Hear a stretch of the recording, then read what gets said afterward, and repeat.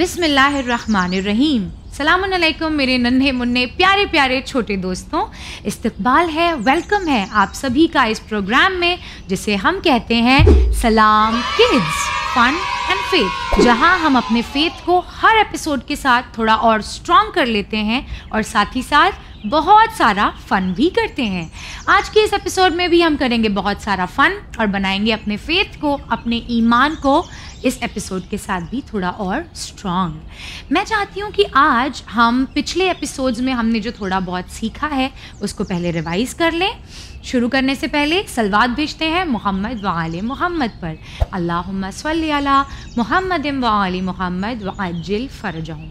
तो हमने पिछले एपिसोड्स में सीखा था इस्लामिक कैलेंडर के बारे में कि इस्लामिक कैलेंडर का सबसे पहला महीना होता है माहे मुहर्रम, एग्जैक्टली। उसके बाद आता है माहे सफ़र। उसके बाद तीसरा महीना क्या है जो हमने लास्ट एपिसोड किया था जिसके बारे में, एग्जैक्टली, जिसे हम कहते हैं रबीउल अव्वल। आप जानते हैं अव्वल का मतलब होता है फर्स्ट। और आज जिस महीने के बारे में हम सीखेंगे, जो महीना अब चल रहा है, वो है माहे रबीउस सानी। सानी उर्दू में कहते हैं सेकंड को। तो जो पहला महीना था इससे पहले वाला वो था रबीउल अव्वल, फर्स्ट मंथ रबी का, और ये जो महीना चल रहा है वो है सेकंड मंथ रबी का, इसलिए इसे कहते हैं रबीउस सानी। तो मैं आपको ये क्यों बता रही हूँ, मगर क्योंकि माहे रबीउस सानी में एक बहुत इम्पॉर्टेंट पर्सनालिटी की बर्थडे आती है जिसके बारे में आज मैं आपको बताऊंगी। हमारे 11th इमाम हसन अल अस्करी अलैहिस्सलाम। क्या आप जानते हैं इमाम हसन अस्करी अलैहिस्सलाम का हमारे वक्त के इमाम ज़माना से क्या रिश्ता है? Wonderful, exactly. इमाम ज़माना के बाबा हैं हमारे 11th इमाम हसन अस्करी अलैहिस्सलाम, और आपकी बर्थडे होती है माहे रबीउस सानी की 8 तारीख को, यानी कि 8वीं तारीख को, जो शायद 2 दिन बाद आने वाली है।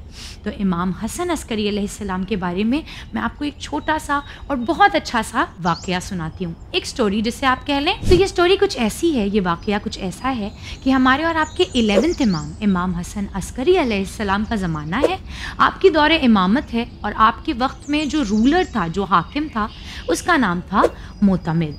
अब इस दौर में एक शख्स था जो बहुत गरीब था, यानी फ़िनेंशियली, पैसों के एतबार से वो बहुत गरीब था। उसका नाम तारीख़, हिस्ट्री बताती है, अबू यूसुफ था।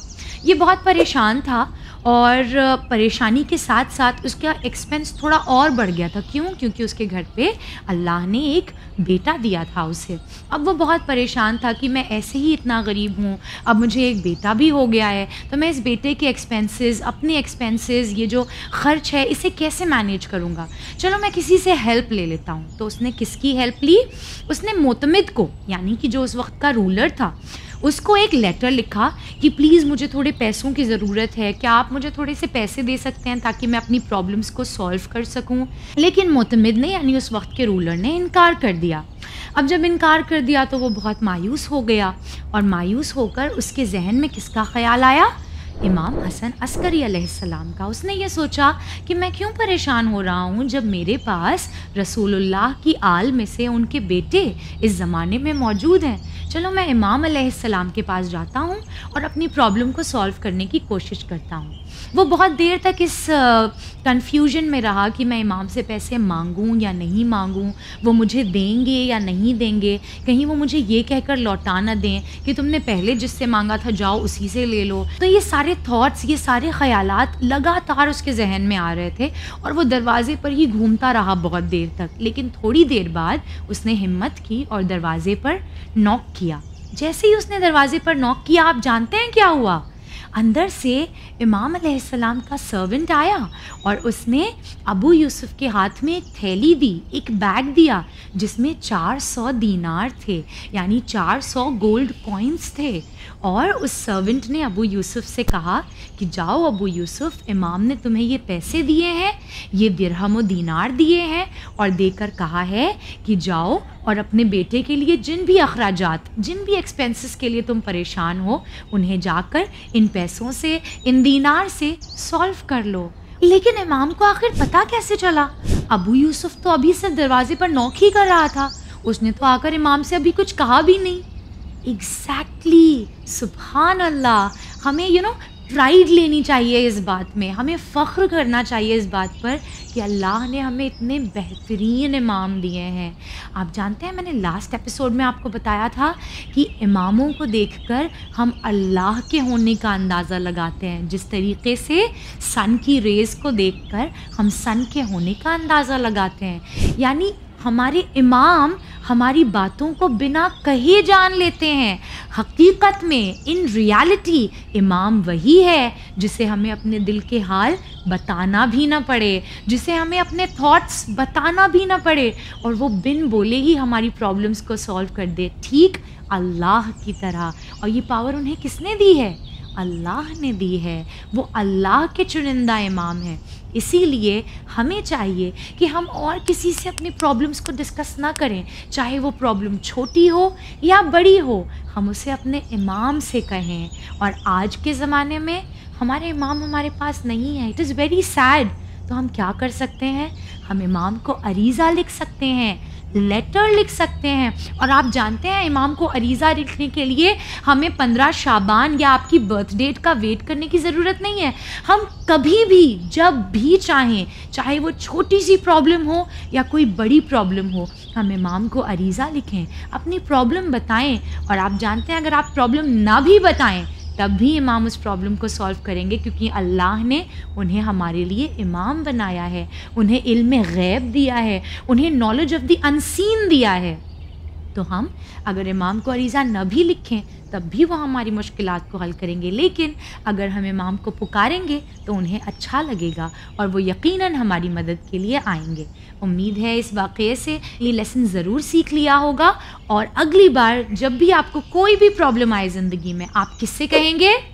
वंडरफुल, अपने इमाम से कहेंगे और उनसे कहेंगे कि इमाम प्लीज़ जल्दी आ जाइए। हम अपनी प्रॉब्लम्स आपको लेटर में नहीं कहना चाहते हैं, बल्कि फ़ेस टू फेस आपसे अपनी प्रॉब्लम्स कहना चाहते हैं। हम आपके चेहरे को देखते हुए, उसकी ज़ियारत करते हुए अपनी प्रॉब्लम्स को सॉल्व करना चाहते हैं। और आप बच्चे हैं, आपकी ज़ुबानें पाक हैं, आप दुआ करेंगे, आप इमाम से कहेंगे तो यकीनन अल्लाह आपकी दुआ को सुनेगा भी, और जल्द अज जल्द इमाम ज़माना हमारे और आपके सामने होंगे। आज का जो हमारा क्वेश्चन एंड आंसर राउंड है वो हमने थोड़ा सा फ़न बनाया है। मैं आपको दूंगी 2 बलून्स, आप पीछे देख सकते हैं स्क्रीन पे, देयर आर 2 बलून्स हियर। आपको इंट्यूशन टेस्ट, जैसे आपने बचपन में खेला होगा ये खेल, या आप अपनी फ्रेंड्स के साथ खेलते होंगे, आप कॉइन अपने किसी एक हाथ में छुपाते होंगे और फिर कहते होंगे कि बताइए किस हाथ में कॉइन है। तो अगर सही गेस किया तो पॉइंट आपका, नहीं गेस किया तो यू गेट अनदर चांस। बिल्कुल इसी तरीके से आज हम क्वेश्चन एंड आंसर राउंड करेंगे, और आज के क्वेश्चंस हैं मारिफते इमाम हसन अस्करी अलैहिस्सलाम पे, क्योंकि मैंने आपको बताया इमाम अलैहिस्सलाम की विलादत है।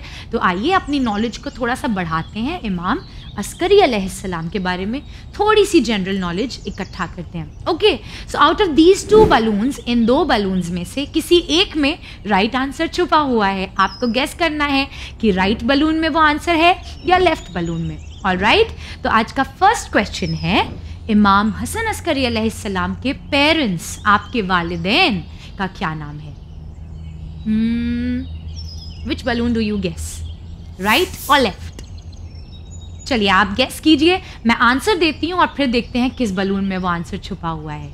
इमाम हसन अस्करी अलैहिस्सलाम के बाबा यानी आपके वालिद गिरामी, हमारे और आपके 10th इमाम, इमाम अली नकी अलैहिस्सलाम हैं, जिनका टाइटल अल हादी भी है। और आपकी मम्मा यानी आपकी वालिदा गिरामी, आपकी मदर जनाबे सौसन खातून हैं। ओह, आई होप आपने करेक्ट गेस किया होगा। आंसर तो राइट बलून में छुपा हुआ था। उम्मीद है आपने जिस बलून को सिलेक्ट किया था वो राइट ही बलून था। अब बारी आती है सेकंड क्वेश्चन की, जल्दी से अपना बलून सिलेक्ट कर लीजिए। तो इमाम अस्करी अलैहिस्सलाम की विलादत किस दिन हुई, साथ ही साथ कौन सी ईयर में हुई? ये तो आपको पता होना चाहिए, मैंने थोड़ी देर पहले आपको बताया था। नहीं पता? ध्यान से सुनिए ना, मैं फिर से बताती हूँ। इमाम हसन अस्करी अलैहिस्सलाम की विलादत 8 रबीउल सानी को हुई, एंड ईयर मैंने आपको नहीं बताया था तो वो मैं आपको बता देती हूँ। इन द ईयर 232 हिजरी, यानी 232 हिजरी। इस बार भी राइट बलून में ही आंसर छुपा हुआ था। अब बारी है तीसरे सवाल की, इमाम हसन अस्करी अलैहिस्सलाम की कुल हयात कितनी थी? आपकी टोटल एज कितनी थी? यानी जब आपको शहीद किया गया तो आपकी उम्र कितनी थी? आपकी एज 28 ईयर्स थी। और इस बार आंसर राइट बलून में नहीं बल्कि लेफ्ट बलून में छुपा हुआ था। अब आता है हमारा फोर्थ क्वेश्चन, इमाम हसन अस्करी अलैहिस्सलाम ने कितने साल इमामत की? यानी आपका दौरे इमामत कितने ईयर्स था? एग्जैक्टली, आई एम अमेज्ड, आपको ये कैसे पता है? ये तो बहुत ही कम लोगों को पता होता है। इमाम अलैहिस्सलाम की दौरे इमामत 6 ईयर्स थी। यानी आपके बाबा इमाम अली नकी अलैहिस्सलाम की शहादत होने तक आपका दौरे इमामत नहीं था। जब आपके बाबा की शहादत हो गई तब आपका दौरे इमामत शुरू हुआ in the age of 22 years, और 22 ईयर्स से लेकर 28 ईयर्स तक आपका दौरे इमामत रहा। और इस बार भी पिछले 2 क्वेश्चंस की तरह आंसर छुपा हुआ था लेफ्ट बलून में। तो जिन्होंने 2 बार राइट सिलेक्ट किया वो जीत गए, जिन्होंने 2 बार लेफ्ट सिलेक्ट किया वो जीत गए।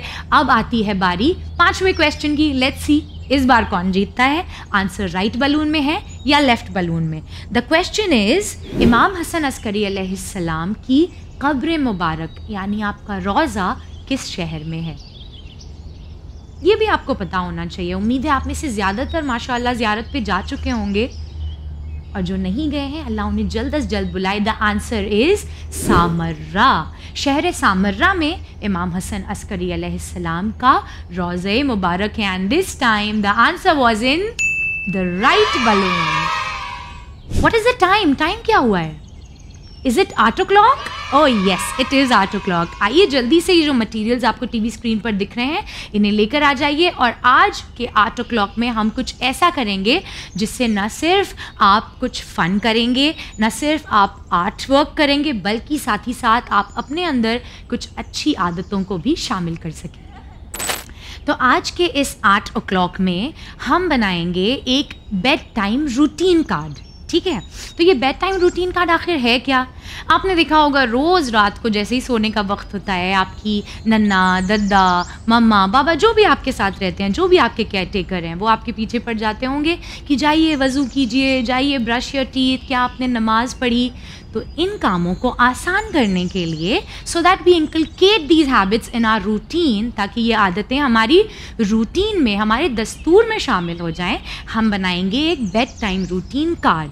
यानी कि हम वो इम्पॉर्टेंट काम जो रोज़ रात को करते हैं, जैसे हम अपने बचपन में कोशिश ये करते थे कि वज़ू कर कर सोएं, नमाज अदा करके सोएं, और आयतुल कुर्सी और 4 कुल पढ़कर सोएं, और बिलखुसूस इमाम ज़माना की सलामती की दुआ करके सोएं।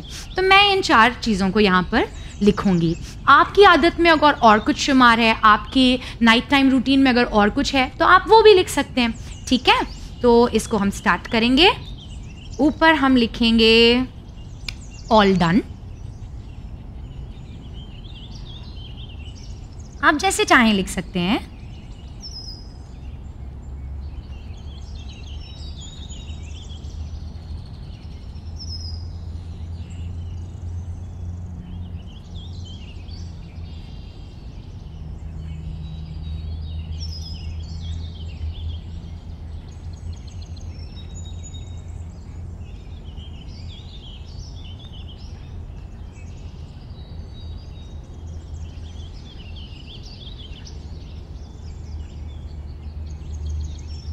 Let's make an exclamation mark। तो यहाँ पे हम बनाएंगे X मार्क, यानी कि ये काम अभी हमने नहीं किया है। ओके, और यहाँ पे बनाएंगे एक टिक मार्क, यानी ये काम हो गया है। क्योंकि मेरे पास 4 टास्क हैं इसलिए मैं 4 X मार्क्स बनाऊंगी। आपके अगर कम हो तो आप कम मार्क्स बनाएं, और अगर ज़्यादा हैं तो आप बढ़ा भी सकते हैं।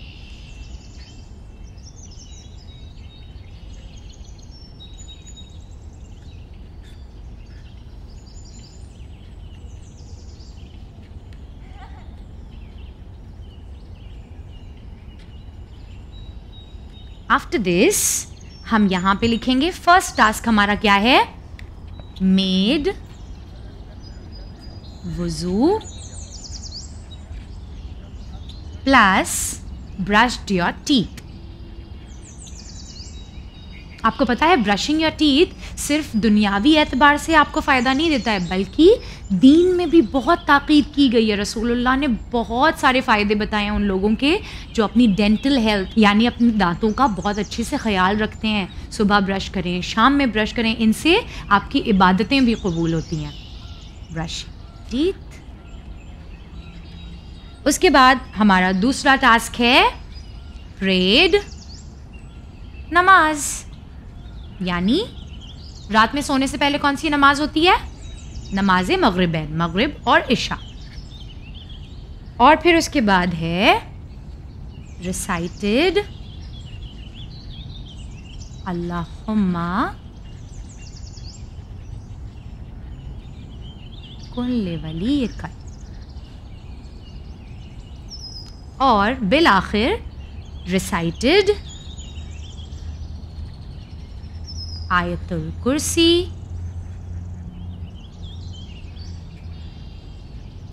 एंड 4 कुल। क्या आपको पता है आयतुल कुर्सी और 4 कुल पढ़ने के कितने फ़ायदे हैं?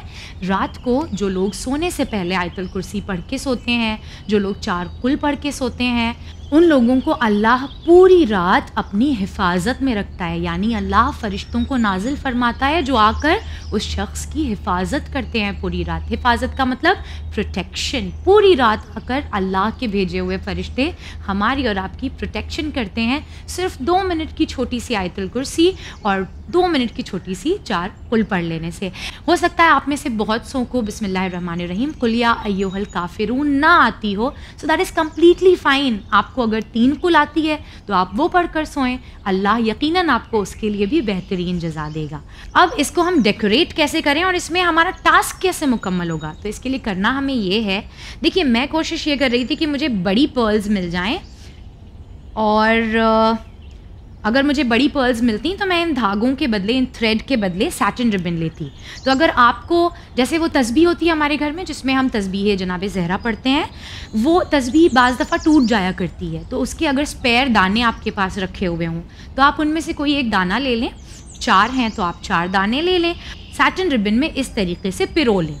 फिर उसके बाद हम यहाँ पे एक छोटा सा होल करेंगे, बिकॉज़ मेरा धागा जो है वो पतला है, मैं छोटा सा होल कर रही हूँ। आपकी सैटिन रिबन होगी तो आप थोड़ा बड़ा सा जो है वो कर लीजिएगा मार्क। यहाँ पे भी इस तरीके से करेंगे और इसी तरीके से चारों क्रॉसेस में और चारों टिक मार्क्स में हम स्पेस बना लेंगे ताकि हम इस थ्रेड को उसमें डाल सकें।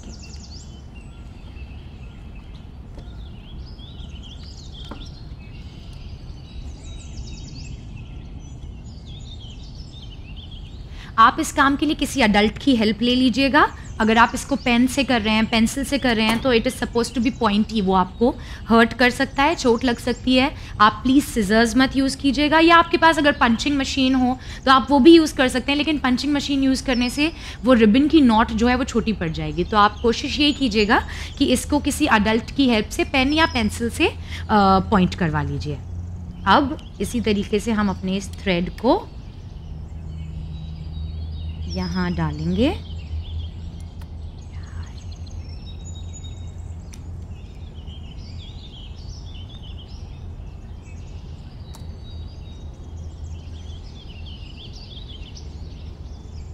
दूसरी तरफ भी इसी तरीके से हम पीछे डालेंगे इस थ्रेड को, या आपके पास सैटिन रिबन है तो सैटिन रिबन को, और इसको हम स्टिफ करके, देख रहे हैं आप, स्टिफ करके, इसको लूज़ नहीं छोड़ेंगे, स्टिफ करके पीछे नॉट कर देंगे। इसी तरीके से मैंने जो है वो चारों थ्रेड्स को, यानी आपके लिए कह लें तो चारों सैटिन रिबन को इसमें डाल के पीछे टाई कर दिया है। अब what you have to do is before going to sleep make sure कि आपकी ये सारी बीड्स क्रॉस के बजाय टिक मार्क के पास हों। यानी जब आपने वज़ू कर लिया, जब आपने अपने टीथ को ब्रश कर लिया, so from the cross the bead goes to the tick mark. जब आपने अपनी नमाज पढ़ ली तो यहाँ क्रॉस से ये बीड चली जाएगी टिक मार्क के पास। जब आपने अल्लाहुम्मा कुल्ले की दुआ यानी दुआए फ़रज पढ़ ली तो आप इस बीड को क्रॉस से यहाँ टिक मार्क तक ले जाएं। और आखिर में जब आयतुल कुर्सी और 4 कुल भी आपने पढ़ ली हो तो फिर आप इसको टिक मार्क तक ले जाएं और सुकून से सो जाएं। आपके नामे आमाल में बहुत सारी नेकियां लिख दी जाएंगी। Now what you can do is, because this looks so dull, आप इसको कलर कर लें, आप इसको और प्रिटी बना लें और डेकोरेट कर लें। We can take a few colours और इसको हम डेकोरेट कर लेते हैं, ठीक है। सो आफ्टर कलरिंग मेरा रूटीन चार्ट कुछ ऐसा दिख रहा है। आई एम श्योर आपका और भी प्रिटी लगेगा बिकॉज आप और भी ज़्यादा वाइब्रेंट कलर्स यूज़ करेंगे। आप यहाँ पे बहुत सारे और डेकोरेशंस भी कर सकते हैं सो दैट रोज़ इसको देख के आपका दिल हो कि मैं ये सारे काम कर लूँ। एंड अनलेस एंड अनटिल मैं इन तमाम कामों को अपने टिक मार्क तक न पहुँचा लूँ, मैं बिस्तर पर न जाऊँ। अब आप चाहें तो इसमें यहाँ पर स्ट्रिंग्स अटैच करके इसे कहीं भी हैंग कर सकते हैं जहाँ ये आपकी आंखों के सामने हो, सो दैट आपको ये टास्क याद रहें और याद दिलाएं कि सोने से पहले आपको क्या करना है। और फिर आपके पेरेंट्स को आपके पीछे नहीं पड़ना पड़ेगा, बल्कि वो देखेंगे अरे वाह, मेरा बच्चा तो खुद ही सारी अच्छी आदतें अपने अंदर शामिल किए जा रहा है, and they will be so proud of you. और बिल्कुल यही तो हमारा मकसद है। Every day we should strive to make our parents proud. बारी आ चुकी है हमारी हदीस ऑफ द डे की। तो आज की हमारी हदीस है उस इमाम से जिस इमाम की आज हमने थोड़ी सी मारिफत आप लोगों को दी, यानी कि इमाम इमाम हसन अस्करी अलैहिस्सलाम। आपने क्या इरशाद फरमाया? It is such a beautiful हदीस। इमाम अलैहिस्सलाम ने इरशाद फरमाया कि नमाज और रोज़ों की कसरत ही इबादत नहीं है, बल्कि अल्लाह के उमूर में गौर व फिक्र करने का नाम इबादत है। What do you understand out of this हदीस? इस हदीस से आपको क्या समझ में आया? इमाम ये कह रहे हैं कि नमाज और रोज़ों की कसरत ही इबादत नहीं है। कसरत का मतलब होता है किसी चीज़ की कोई चीज़ जो बहुत ज़्यादा हो, यानी अगर हम ज़्यादा नमाज़ें पढ़ते हैं, अगर हम ज़्यादा रोज़े रखते हैं, अब इसका क्या ये मतलब है कि हम नमाज़ पढ़ना छोड़ दें, रोज़े रखना छोड़ दें? No no no no no, that's not what इमाम इज़ आस्किंग। इमाम हमें ये समझाने की कोशिश कर रहे हैं कि सिर्फ नमाज और रोज़ा अदा करना इबादत नहीं है, बल्कि अल्लाह के उमूर यानी अल्लाह की क्रिएशंस, उसकी कुदरत जहाँ कहीं हम देखें और अल्लाह के बारे में सोचें, उसकी मारिफत हासिल करें, किसी चीज़ के बारे में पॉन्डर करें कि ये आखिर क्यों है, कैसे है, अल्लाह ने इसे क्यों खल्क किया, इसका क्या मकसद है, इन तमाम चीज़ों पर गौर व फिक्र करना, to ponder upon all these things is इबादत। ये भी अपने आप में इबादत है और ये बेहतरीन इबादत है। जानते हैं क्यों? क्योंकि जब हम अल्लाह के बारे में सोचेंगे तो हम अल्लाह से मोहब्बत करेंगे, हमारी मारिफत उसके बारे में बढ़ती चली जाएगी और इस तरीके से हमारी इबादतें काबिल कबूल हो जाएंगी। यानी नमाज और रोज़ा सिर्फ जो लोग पढ़ते हैं क्या वो कबूल हो जाती हैं? नहीं, कोई गारंटी नहीं है कि हमने जो नमाज़ पढ़ी वो कबूल हो गई, जो रोज़ा रखा वो कबूल हो गई। वो कब कबूल होगी? जब हम उसे अल्लाह से मोहब्बत करते हुए अदा करें, जब हम उसे अल्लाह की मारिफत रखते हुए अदा करें। आइए हदीस को मेरे साथ रिपीट कीजिए कि सिर्फ नमाज और रोज़ों की कसरत ही इबादत नहीं है, बल्कि अल्लाह के उमूर पर गौर व फिक्र करना भी बेहतरीन इबादत है। इसी के साथ बारी आ चली है आपके सेगमेंट की, यानी हमारे स्पॉटलाइट सेगमेंट की। ये देखिए, ये हमारे पिछले एपिसोड में जो हमने आर्ट वर्क किया था वो आपने करके भेजा है। दीज आर सो ब्यूटिफुल, माशाल्लाह माशाल्लाह, लवली।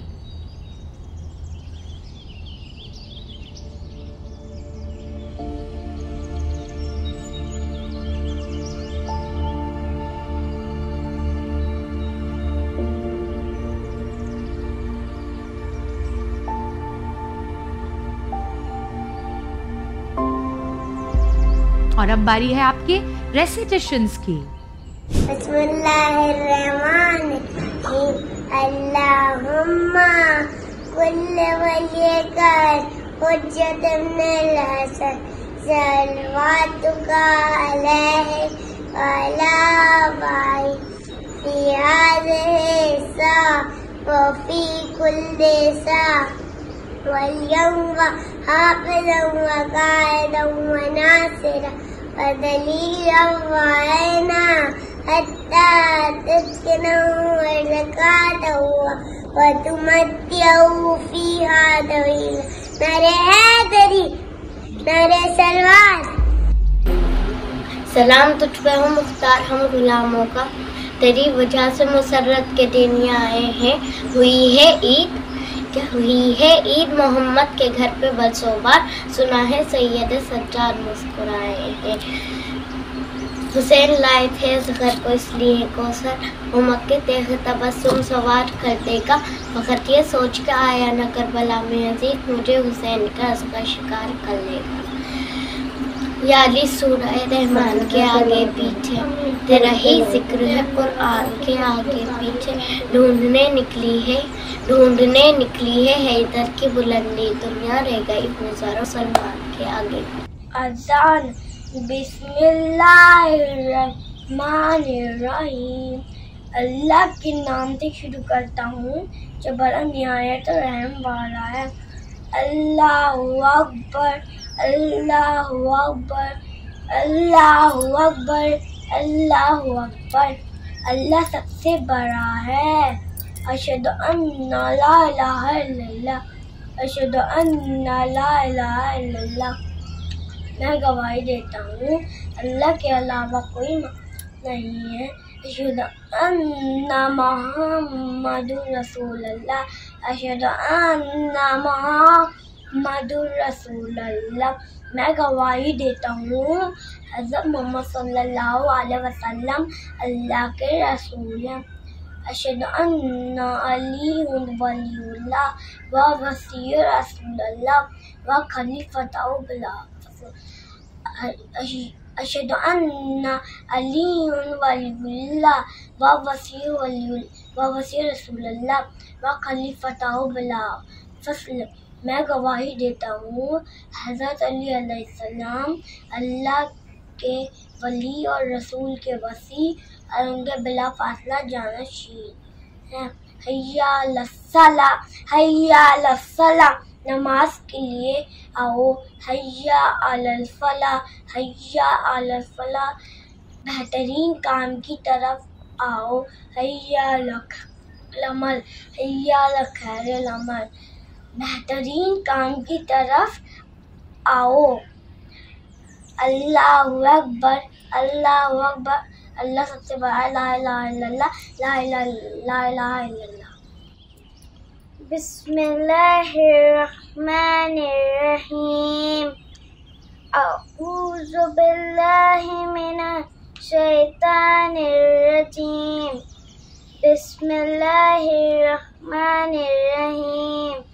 अल्हम्दुलिल्लाहि रब्बिल आलमीन, अर्रहमानिर्रहीम, मालिकि यौमिद्दीन, इय्याका नअबुदु व इय्याका नस्तईन, इहदिनस सिरातल मुस्तकीम, सिरातल लज़ीना अनअमता अलैहिम गैरिल मग़ज़ूबि अलैहिम वलद्दाल्लीन। बिस्मिल्लाहिर्रहमानिर्रहीम, इन्ना अंज़लनाहु फ़ी लैलतिल क़द्र वमा अदराका मा लैलतुल क़द्र, लैलतुल क़द्र खैरुम मिन अल्फ़ि शहर, तनज़्ज़लुल मलाइकतु वर्रूह फ़ीहा बिइज़्नि रब्बिहिम मिन कुल्लि अम्र, सलामुन हिया हत्ता मतलइल फज्र। माशाअल्लाह wonderful. I have no words, मेरे पास अल्फाज नहीं है मैं जिनमें आपकी तारीफ़ कर सकूं। आप लोग इतने छोटे होके भी माशाअल्लाह इतने अच्छे से चीज़ों को बयान करते हैं, पढ़ते हैं। आप जानते हैं मैं इतनी छोटी थी तो इतने अच्छे से नहीं पढ़ पाती थी। You are so much more better. Allah आप सभी को बेहतरीन तौफ़ीक़ात से नवाजे और साथ ही साथ मुझे भी थोड़ी बहुत तौफ़ीक़ दे कि मैं इसी तरह आती रहूँ, आप लोगों को अच्छी अच्छी बातें बताती रहूँ और हम मिलकर अपने फेथ को फ़न के साथ स्ट्रॉन्ग करते रहें। बारी आ चली है सैयद नज़र फ़ातिमा की आप सभी को खुदा हाफिज़ कहने की। इंशाअल्लाह दोबारा हाजिर खिदमत होंगे। I'll come again, see you again on Sunday at 2:30 PM sharp, only on Channel Win। खुदा हाफिज़।